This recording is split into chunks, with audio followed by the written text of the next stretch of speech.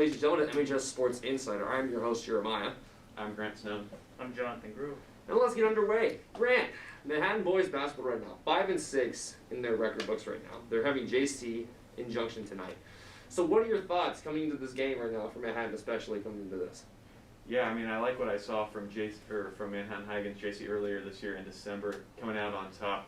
And I'm really liking what they've been doing here. They had some big wins against T High and Seaman here in the last couple of weeks, and I'm looking to make sure they're getting back in the win column. Indeed. John, what do you think the mindset is for Manhattan coming into this game, playing Junction City at their turf?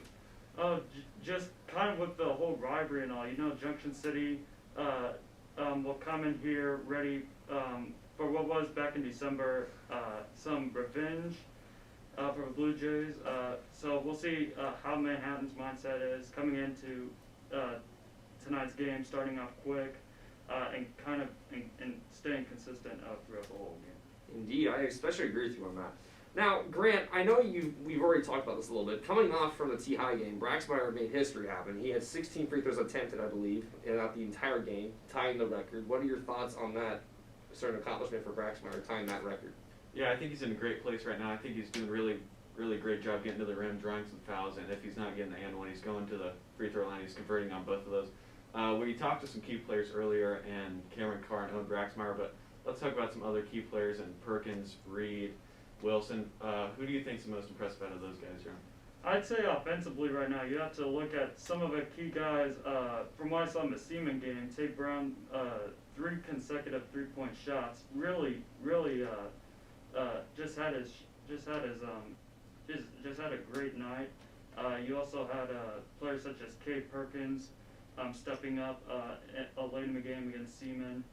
And defensively, you have Cade Wilson and Mason Reed just guarding the paint, doing a great job so far for Manhattan. Man, we'll see what happens tonight. And I personally want to add on to it. Jack Wilson's been stepping up recently these last couple of games. He started last I checked, against T-High.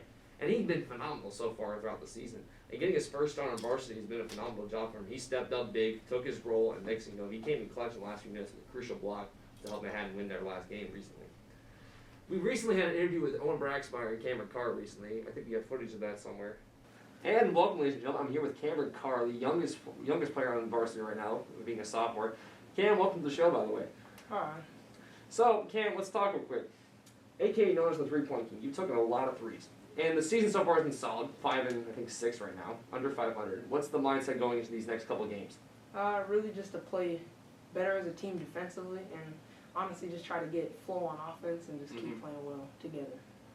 Now, this is more or less your first full year on varsity, last I checked. And kind of what's the mindset going into these next couple of years, possibly being on varsity full-time? Just to try to become more of a leader with my teammates and just bond with my teammates better. And just help win, pretty much. And we have some highlights of you from the last 3 games, I believe. We'll have to pull those up here in a second. Driving middle. Can't find anything. Stolen by Wilson. Cameron Carr to the rim. He'll lay it in. Oh, no. Pass. Oh, my gosh, yes. Mason Reed to Cameron Carr. Pull-up jumper. Got it. Cameron Carr rolls in. Another 3. Bang, bang. Carr 3. Bang! There we go. Braxmeyer back outside to Carr. Carr 3-pointer. Bang! Smooth stroke from Cameron Carr. For Manhattan. Oh, nice pass. Bang! Cameron Carr for 3. Gets the screen. Carr pull up. Rolls in! Braxmeyer. Carr pull up 3. He got it! Woo, baby. That's a big 3 from Cameron. So, Cam, let's talk about the JC game real quick back here in Manhattan. You had a couple threes late in the second half that came in clutch. Then later on in the fourth quarter, you had a big block that helped you guys out, secure a win. What do you guys think your mindset is going in tonight, playing at their turf this late in the season? Honestly, just really trying to stop them early and not let them get a run on us at the beginning and build momentum towards like the midway through the second quarter and try to lead in the second half and keep pushing the tempo. I can definitely see what that goes to, especially for you guys, especially going now under 500 from the last game and putting the mindset into it too. Thank you so much for joining us, Cam, for this special occasion. And ladies and gentlemen, thank you so much for watching. So I'm with Owen Braxmeyer, senior guard for the Manhattan High basketball team. Owen, first off, I want to say congrats on the mark for your varsity career, 500 points and 250 rebounds. What is that like to have a mark like that in your career? It's just been a great accomplishment that I've achieved over my 3 years of playing varsity basketball, and I'm honored to be a part of the 30 guys that have done it before me, and it's just a great achievement. I'm glad I got to that point. Mm-hmm. And coming back to the T-High game, you made some history happen. You tied the record for most free throws in a single game with 16. How did that happen? Did you just feel like you were in a great groove, or what was it? I was just getting to the rim. That's just been my game since I've been playing. Just get to the rim, finish. If not, get a foul call, and that's what happened. Indeed. We do have some highlights as you as well from the last couple of games, the last 3 games, I believe. And I think we're going to pull them right now, actually. See, he just wanted his jump shot, but they wanted his starter cut, though. Don't want to get caught from Tennessee Park to Othello. You can clown for those probings with the Velcro, those were not tight. I was trying to fly without leaving the ground, cause I wanted to be like Mike, right? Wanted to be him, I wanted to be that guy. I wanted to touch the rim, I wanted to be cool, and I wanted to fit in. I wanted what he had. America, look at me, I'm a cool kid. I'm an individual, yeah, but I'm part of a movement.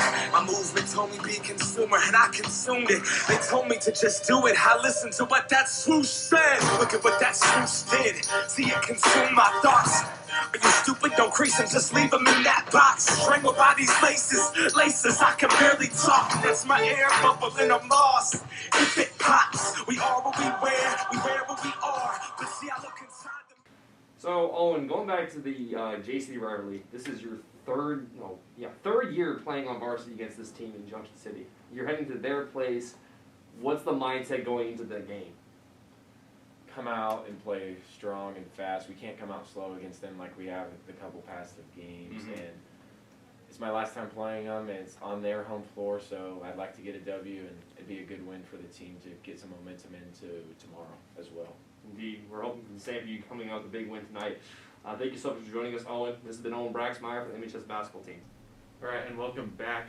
John, this girls team started out 4-0, the best start since 2016, but they've dropped 4 of their last 5, maybe in a little bit of a slump. What do you think's going on with them? Yeah, ever since they ran into some of the top teams in not only the league but also in state, that it's been kind of a challenge for them. We talked about earlier, Washburn looked really good defensively early in the season. Challenging players such as Grace Dixon and Taylor Clausen to step up, and then the recent 0-3 slump in McPherson, and probably getting a little more some leadership would probably be one thing for them to work on. Also trying to get into the paint more often. Grace Dixon and Chauncey have been a little bit quiet as of late, but I think in terms of the young core of this team that we talked about so many times, Doring did great leading Wichita South against Wichita Southeast with 14 points. Larson had 16 against Valley Center. So kind of having a little more of an identity in terms of leadership, but also having a little more of a stability in terms of the young core that this team has provided. Just pretty much is the mindset for this team so far. I don't want to add on about John. It's definitely the mindset, especially. Like, coming in from having a 4-0 start, 1 game or 2 you lose, not a big deal. Getting to 3 and 4, you got to change the mindset more. And it's just not clicking that late. And I feel like if they change the mindset a little bit late, they could definitely change from this record and move up straight up over 500. I especially think they can definitely do it. It's just going to be the mindset and the consistency of this team to help them out. Yeah, John, for sure. And I know we're used to talking about key players such as Taylor Claus and Grace Dixon, but recently we've seen some bigger players step up, and Larson and Chauncey and Deering. Who do you think is going to play the biggest role here in the next coming years? Well, I think overall, just some of the younger experience for this team. You got Yates, Chauncey, and Larson, and a lot of key players returning for these next few years. So definitely a bright future for them. In terms of finishing the season, I think they have a shot at doing that tonight against Junction City, and I think just aggressively and physically to really